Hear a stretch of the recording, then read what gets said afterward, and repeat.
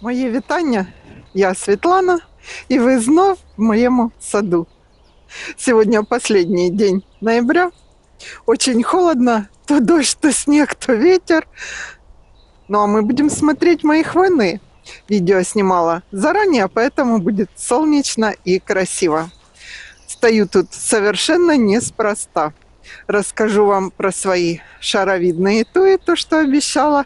Еще один кипарисовик Nano Gracilis, который купила поздно, и он не вошел в первый обзор. Ели и скальные можжевельники. Почему неспроста? Потому что, чтобы вы сравнили с моим ростом. Вот эти 5 скайрокетов. Мы их вместе с вами формировали весной, в апреле. Смотрите, какие они сейчас. Мне по подбородок. Вот так за один сезон могут нарасти скальные можжевельники. Что бы вы ни говорили, больше метра. Были ниже колена. Вот такие. Ну, на следующий год я не знаю. По метру, надеюсь, они не будут тоже добавлять в росте. Немножко поменьше и будут распушаться. Погода, конечно, последняя осенняя. Завтра зима, ждите весну. Я дома занимаюсь своими комнатными растениями, как раз время для них появилось. И крупнолистные гортензии, которые я начеренковала при укрытии кустов, нарезала веточки, как раз у меня подрастают. Не знаю, слышно меня или нет, но все, идемте. Будем смотреть мои хвойные, а то меня снесет ветром. Мия, ты где? Замерзла? Траву ест. Что они едят? Траву. И, кстати, в прогулке по саду в декабре я вам расскажу про своих Джек Расселов. Почему их 4? Почему? Мейка, идемте.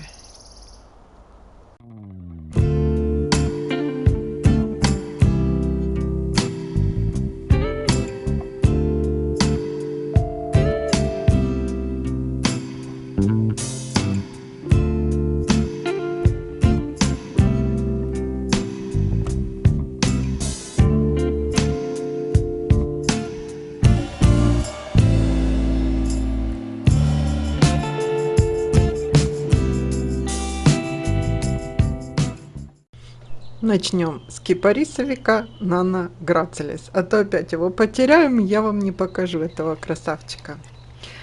Надо сказать сразу, что это очень-очень старый сорт. Он был представлен в питомниках еще в 1867 году. Представляете, как давно? Nano Gracilis – это очень медленно растущее карликовое хвойное деревце. Высота взрослого дерева 1,5 метра 80 метра. Ширина метр 20. А годовой прирост его всего 2-3 сантиметра. Представьте, сколько ему надо наращивать зеленую массу, чтобы он стал двухметровым. Поэтому его смело можно сажать и в альпинарии, и на передний план микс-бордеров. Побеги очень красивые. Вот так закручены в виде раковин. Очень любит солнышко, как и все хвойные. На солнце красивее. В легкой тени он тоже может расти, но, может быть, будет не так ярок. Полив. Полив любит. В летнее время особо нуждается в дополнительном поливе. Иначе он перестанет расти или совсем засохнет, как случилось у меня. Сейчас расскажу почему.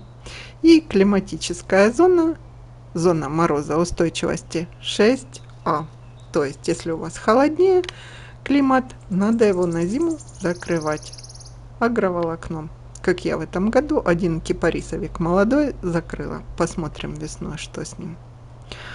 Так вот, у меня это вторая попытка вырастить таких кучерявых кипарисовиков. Первый раз его петуния завалила своей цветочной массой. Посадила рядом петунию и не уследила, она его накрыла, он малюсенький такой. И только в конце сентября он увидел солнце и был уже полузасохший. Ну, в общем, печально все закончилось. В этот раз буду бдительной. Этот сорт кипарисовика красив и в штамбовых формах. Я видела, вот такие варианты есть в питомниках. Но скажу сразу, что мне хвойные на штамбах не нравятся от слова совершенно. В моем саду, кроме лиственницы, их нет. Но и даже лиственницу я поднимаю на арку. Такие варианты, конечно, экономят место в саду, но мне чупа-чупсы вдоль дорожек не по душе. Я больше за природные формы или слегка стриженные топиарные. Всякие спирали, шары, несколько ярусов или какие-то там рюмочки или завитушки не нравятся. Ни штамбы, шарики, это не по мне. Но, как говорится, на любителя видела множество таких садов, где одни топиарные формы и чупа-чупсы. Мы все разные, сады наши разные. Впервые увидела взрослый экземпляр Nana gracilis, где-то 0,7 метра на 0,7, такой красивый, кучерявый, салатово-золотистый немножко. Но по бюджету тогда у нас не получилось его в сад купить. Буду выращивать своих малышей. У меня посажено 2. Один возле штамбовой молоденькой гортензии фантом, а второй на хвойной клумбе возле лавочки. Будем любоваться. Ну а теперь про шаровидные туи. Первая шаровидная туя, у меня их 2 штуки посажены, если мы повернем с аллеи кипарисовиков направо. Это Даника ауреа. Видовая разновидность самой популярной шаровидной туи Даника, только с более ярко-желтым цветом хвои. Была выведена в Нидерландах в 2002 году. Вырастает всего до метра, до 80 сантиметров в диаметре. Ежегодный прирост у нее всего 5 сантиметров, медленно растущая. Я их формирую шариками, подстригаю понемножку. Зимой цвет хвои она не меняет, становится немножко более тусклой. Климатическая зона у нее 5А. Цвет не ярко-желтый или такой желто-салатовый, как у Golden Globe, а как бы слегка приглушенный. Цвет можно сравнить даже с цветом незрелого лимона. Зимой хвоя, как я сказала, цвет не меняет. К почвам не требовательно, полив нужен, как и всем хвойным. Следующая маленькая карликовая шаровидная туя Тини Тим. Мне она очень понравилась. Она вблизи похожа ее хвоинки, как на ежика. Я их немножко застригаю шариками. Я вам показывала, как формировать шар. Как раз на примере Тини Тим туи. Вот они у меня посажены тут возле дома. Эта туя выведена в 1955 году. Смотрите, как ежики торчат такие. Они не клонятся у нее, эти хвоинки. Растет медленно, всего 4-5 сантиметров в год. Прирост у нее. Побеги короткие. Зимой цвет не меняет. Корневая система у нее довольно мощная. Мне этот сорт нравится, поэтому я его несколько раз в саду повторила. В группе у входа в дом среди других шаровидных туй, сейчас мы еще раз увидим, и в ритмовой посадке вдоль дома. Компактная. Медленно растет, зимостойкая, выдерживает кратковременную засуху даже. Хорошая шаровидная туя. Так, подняла я накладные и увидела, я отвечала, что это туя Green Globe. Это не Green Globe. Вот в этой композиции растет вместе с Tiny Tim и Golden Globe. А туя Little Champion. Мне сюда надо было сорт средних размеров, чтобы маленькая, большая, средняя я выбирала. И остановился мой выбор на этой туе. Взрослый куст где-то до 1,20 м вырастает, и годовой прирост чуть больше, чем у Tiny Tim, до 8 сантиметров. Зона зимостойкости 4. средних размеров туя, зеленая сочная хвоя. Может расти немножко в тени. Хороша, мне нравится вообще эта композиция.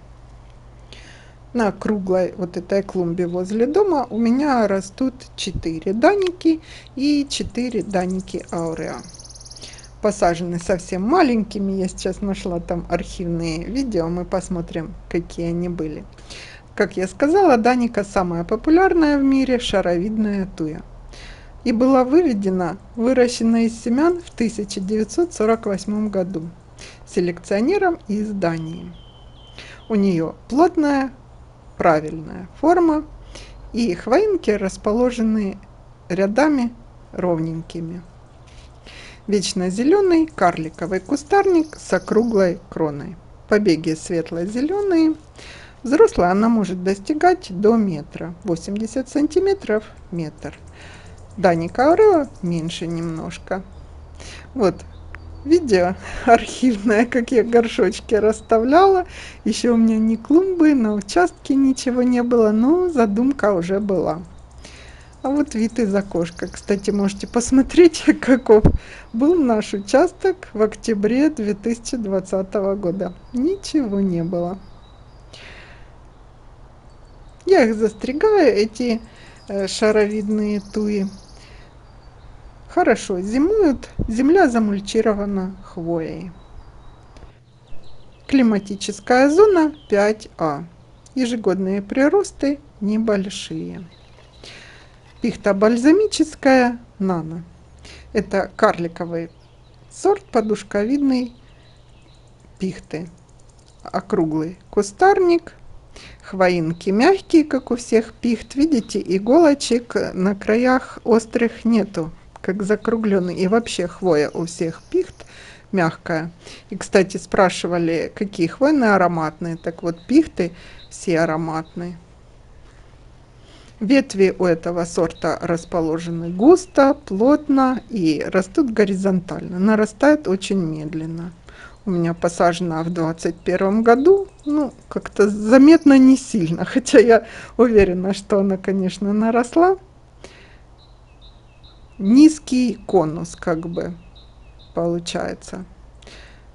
Хотя во взрослом возрасте, скажем так, лет в 30, она должна до 2 метров быть по характеристикам, как я прочитала. Ну, наверное, долго сильно ждать надо. Вот я вижу, что медленно растет. В 10 лет всего полметра в ширину и высоту должна быть. Климатическая зона 6, неприхотливая, я ее особо никакого ухода, ни удобрений, ничего. У меня уже почти все хвойные растут, скажем так, сами. Только полив и обработка от вредителей. На зиму замульчировала, видите, хвойным опадом. Дальше мы увидим ель канадскую коника. Знают ее многие, и у многих она в саду. Вот такая она была у меня при посадке весной 2020 года. Сантиметров всего 15. Сейчас ее даже не видно. Можно только размер сравнить с камнем. Вот камни и вот эта маленькая канадская елочка. Малюсенькая. А вот так она выглядит, наросла, считайте, за 3 сезона. 20, 21, 22, 23. За 4 сезона.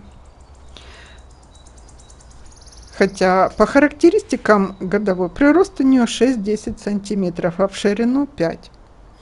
Ну, не стоит всегда верить характеристикам. Весной очень она хороша, у нее нету выраженного лидера и во все стороны нарастают веточки. И эту елочку не надо формировать, стричь для ленивых. Она конус держит сама. Чтобы ей не было скучно, я ей подружку купила. Он вторая коника у меня посажена совсем недалеко. Тамарис цифолия разделяет их. Хвоя мягкая, такая зеленая, не салатовая, а зеленая. Может, кстати, иметь 2 раза за сезон приросты весной и в конце лета. Я ее не притеняю от весеннего солнца, и особого ухода какого-то нету, но капельный полив проложен у нее. Она любит влажные почвы. Эту ель в Европе за такие компактные размеры и возможность посадки в контейнере часто используют как новогоднее дерево. У кого сада нет, потом можно на балконе поставить. Зона зимостойкости 5А. Коникой я очень довольна. Хорошенькая такая, прямо как сказочная елочка.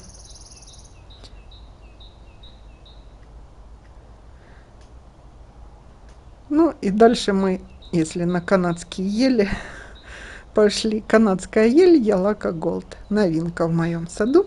Высажена только осенью 23 года. Карликовая подушковидная елочка. Будет вот такая, как на фото из интернета. Приросты у нее золотисто-кремового, очень яркого цвета. К почвам она, как и коника, абсолютно не требовательна. Сами иголочки маленькие, 1-2 сантиметра всего. А вот фотография молодых приростов. Так будет, ждем весны, как будет. Смотрите, почек заложила очень много. И, видимо, сорт такой обильный на молодые приросты. Зона зимостойкости у нее 4. Высота взрослого растения, ну, взрослая относительно, в 10-12 лет, а сколько она вообще расти будет, непонятно. Так вот, взрослое растение до 80 сантиметров в высоту и в ширину немножко больше, до метра должна быть.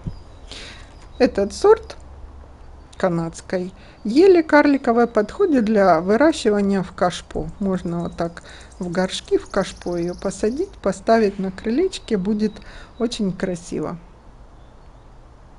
Будем ждать весны и любоваться ею.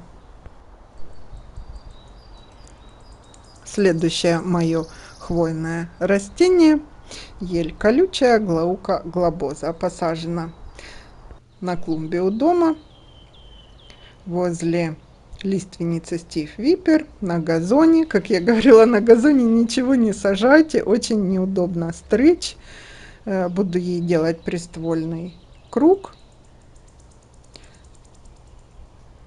Это карликовый ширококонический сорт ели. Я покупала с комом земли в 2022 году весной. Она имеет приплюснутую такую шарообразную крону. Ярко выраженного ствола у нее нет, но это в молодом возрасте. А лет в 15 заявлено, что появляется побег-лидер, и если его не пристригать, не убирать, получится очень широкий конус, елочка. Так что вы выбирайте, какую форму вы хотите. Или срезать вершину, смотрите, сколько молодых приростов на следующий год будет. Или срезать вершину и формировать подушкой, или пустить ее в свободное плавание.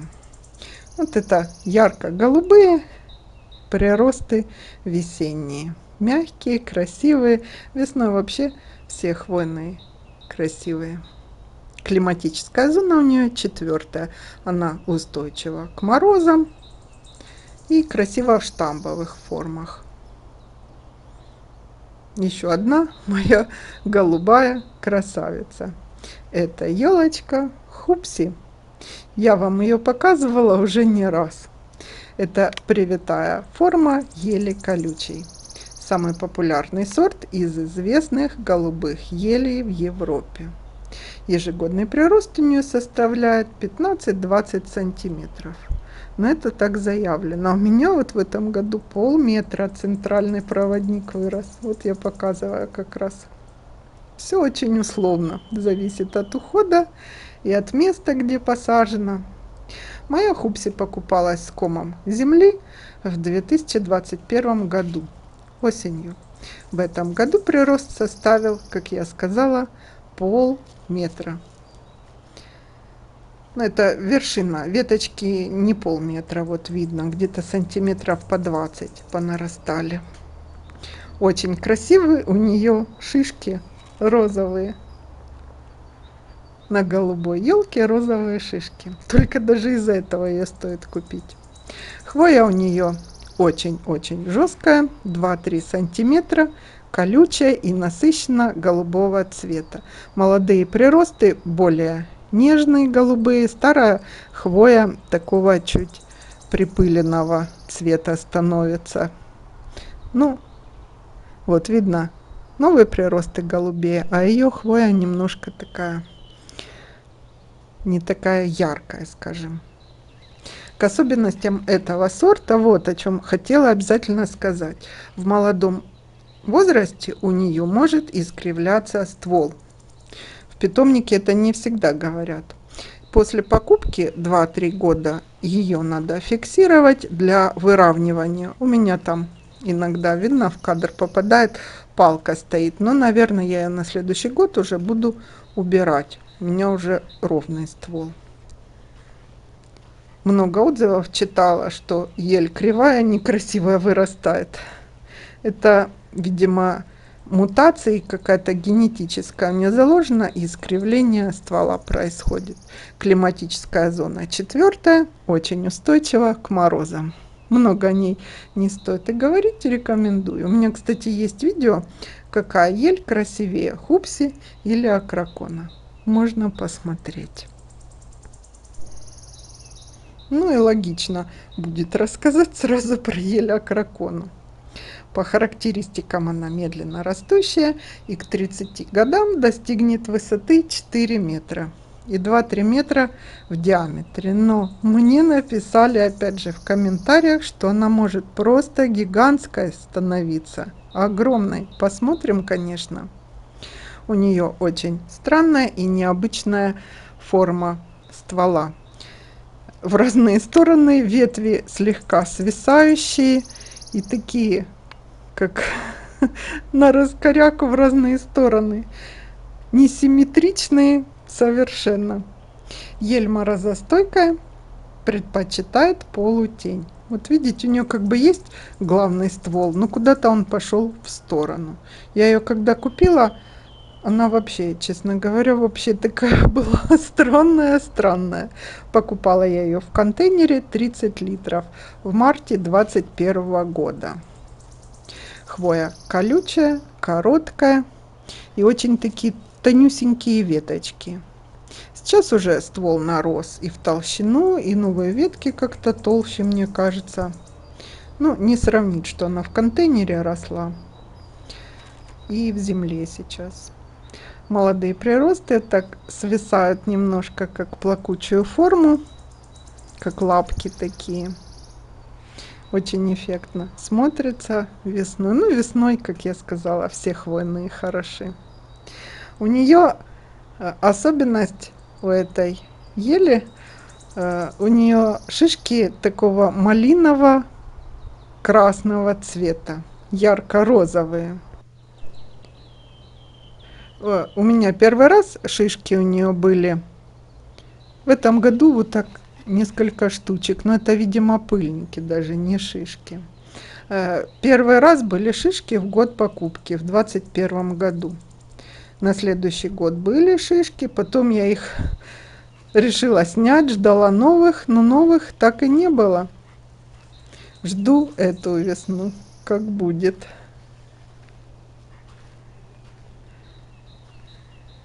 Хвоя у нее очень красивая, зеленая, темная, и благодаря своей форме необычной она очень выделяется. Люблю эту елочку какой-то особой любовью.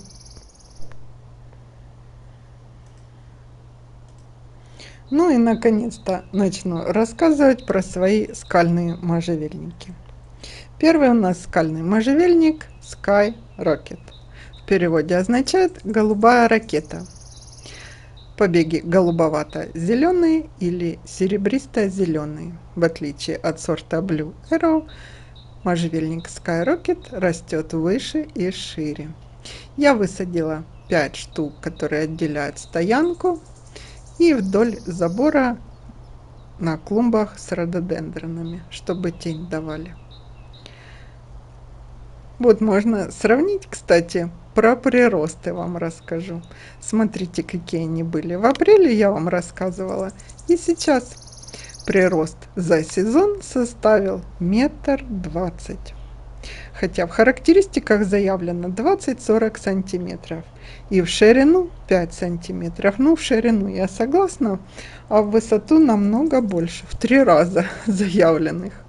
Вообще у них заявлено, что они будут до 8 метров высотой и в диаметре метр. Но мне кажется, могут больше. Будем наблюдать.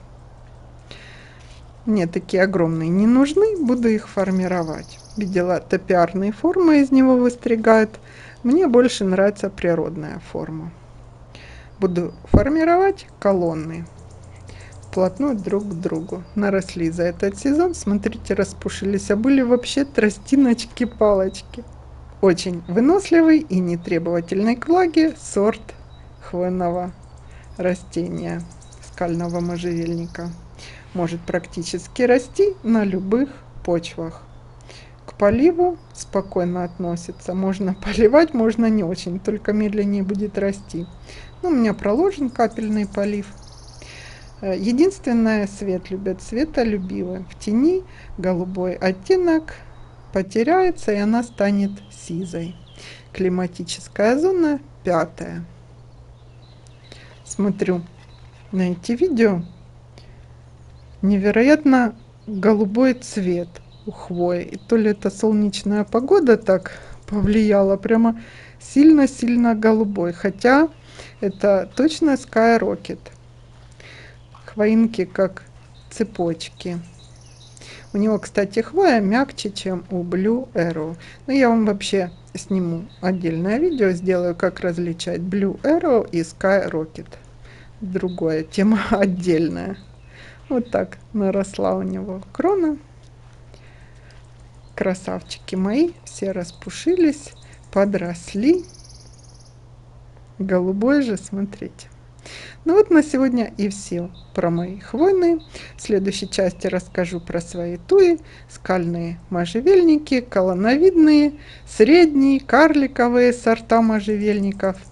Если обзор понравился, просьба поставить лайк. Я буду благодарна. Задавайте свои вопросы в комментариях и увидимся уже зимой. Зима уже. До встречи.